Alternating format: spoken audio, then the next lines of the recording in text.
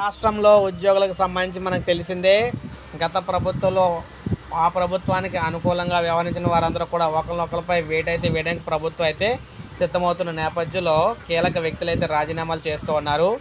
ఏపీలో దేవాదాయ శాఖ ప్రత్యేక ప్రధాన కార్యదర్శి కరికాల వలనన్ రాజీనామా అయితే చేయడం అయితే జరిగిందనమాట.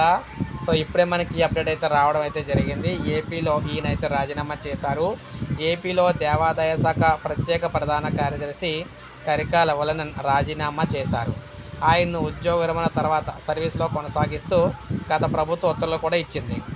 ఈ క్రమంలో మరో నెలన్నర పదవీ కాలం ఉండగానే ఆయన రాజీనామా చేశారు.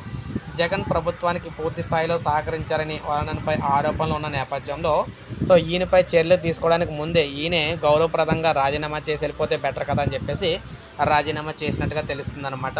సో ఈ విధంగా గత ప్రభుత్వంలో జగన్కు అనుకూలంగా ఉన్న ఉద్యోగులు ఎవరైతే ఉన్నారో వారందరూ కూడా ఒకరు వరుస పెట్టి రాజీనామా చేసుకుంటూ వెళ్ళిపోతున్నారు. సో ఏపీలో ఉద్యోగులందరూ గమనించాలన్నమాట.